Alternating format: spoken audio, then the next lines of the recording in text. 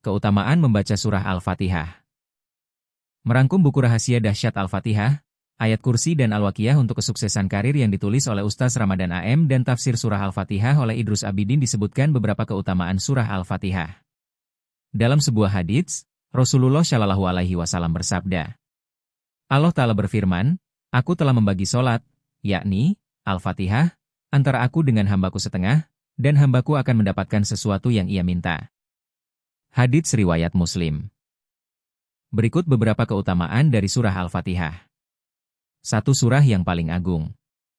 Orang yang membaca Al-Fatihah akan mendapatkan balasan pahala yang besar di sisi Allah Subhanahu wa Ta'ala. Terlebih lagi jika ia membacanya dibarengi dengan niatan tulus ikhlas. Selain niat yang ikhlas, kita juga harus mengamalkan setiap makna-makna yang terkandung dalam surat Al-Fatihah. Abu Sa'idi bin Al-Mu'alla berkata, Dulu aku pernah sholat. Lalu Nabi Shallallahu Alaihi Wasallam memanggilku. Namun aku tak memenuhi panggilan beliau. Aku katakan, Ya Rasulullah, tadi aku sholat. Beliau bersabda, Bukankah Allah berfirman, Penuhilah seruan Allah dan seruan Rasul apabila Rasul menyuruh kamu. Kemudian beliau bersabda, Maukah engkau kuajarkan surat yang paling agung dalam Al-Quran sebelum engkau keluar dari masjid? Beliau pun memegang tanganku. Tatkala kami hendak keluar, maka aku katakan, Ya Rasulullah, sesungguhnya tadi Anda bersabda, Aku akan ajarkan kepadamu surah yang paling agung dalam Al-Quran. Beliau bersabda, Alhamdulillahirobbil alamin. Dia adalah 7 ayat yang berulang-ulang, dan Al-Quran Al-Azim yang diberikan kepadaku. Hadits riwayat Al-Bukhari. 2 surah terbaik dalam Al-Quran. Ada beberapa surah dalam Al-Quran yang memiliki kelebihan dibandingkan surah yang lain. Kelebihan ini diketahui dari beberapa hadits Rasulullah Shallallahu Alaihi Wasallam yang memerintahkan untuk membacanya, baik setiap hari atau pada saat-saat tertentu. Di antaranya meliputi tentang tauhid, sunnah, adab berdoa, keimanan terhadap perkara gaib, dan lain sebagainya. Hal ini sebagaimana penuturan sahabat Ibnu Jabir radhiyallahu anhu berkata, Rasulullah Shallallahu Alaihi Wasallam bersabda, Wahai Abdullah bin Jabir, maukah kukabarkan kepadamu tentang sebaik-baik surah di dalam Al-Quran? Bacalah surah Alhamdulillahirobbil alamin sampai engkau menyelesaikannya. Hadits riwayat Ahmad. 3. Al-Fatihah adalah Ashabul Matsani. Surah Al-Fatihah merupakan surat Ashabul Matsani, yakni 7 ayat yang diulang-ulang.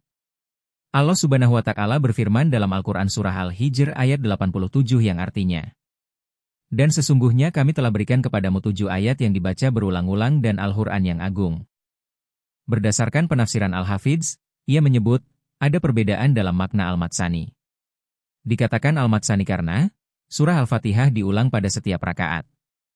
Alasan lain, karena Al-Fatihah bisa dihususkan untuk suatu umat. Di mana, tidak diturunkan, pada umat sebelumnya. 4. Keagungan Al-Fatihah melebihi Taurat dan Injil.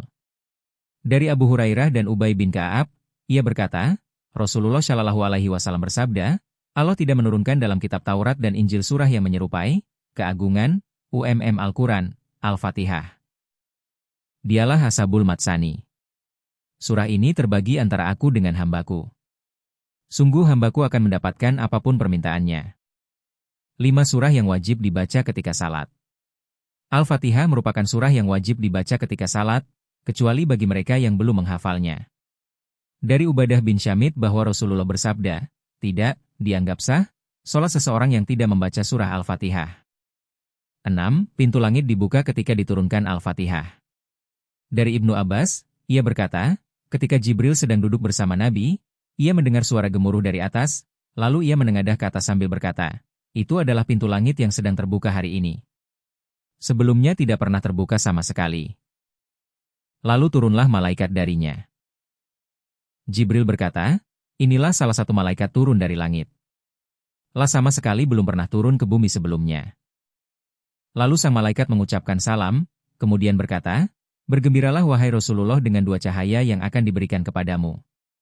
Keduanya belum pernah diberikan kepada seorang nabi pun sebelum engkau, yaitu surah Al-Fatihah dan penutup surah Al-Baqarah. Engkau tidak membaca satu huruf pun dari kedua surah tersebut, lalu engkau meminta kepada Allah, kecuali permintaanmu akan dikabulkan. 7. Sebagai doa penyembuh penyakit, Ruqyah. Dari Abu Sa'id Al-Hudri ia berkata, ketika kami melakukan perjalanan jauh, Lalu kami singgah di sebuah perkampungan, tiba-tiba datang seorang budak perempuan sambil berkata, "Tetua kampung kami sedang sakit, apakah di antara kalian ada yang bisa miruqyah?" Lalu salah seorang di antara kami bangkit. Sebelumnya ia belum memiliki pengalaman mengobati. Ia lalu membacakan bacaan ruqyah padanya hingga tetua kampung tersebut sembuh. Sebagai hadiah, ia diberikan 30 kambing dan kami juga dijamu dengan susu segar. Ketika ia kembali, kami berkata kepadanya, "Kamu memang bisa meruqyah atau pernah miruqyah?" Dia menjawab, "Saya tidak mengobatinya kecuali dengan bacaan ruqyah surah Al-Fatihah." Kami sarankan padanya agar tidak menceritakan hal ini atau nanti kita tanyakan saja masalah ini kepada Rasulullah. Tatkala kami tiba di Madinah, kami menyampaikan hal itu kepada beliau. Lalu beliau berkata, "Siapa yang mengajarimu bahwa Al-Fatihah adalah bagian dari bacaan ruqyah? Kalau begitu, bagi-bagikan hadiahnya." Hadis senada juga diriwayatkan oleh Imam Muslim.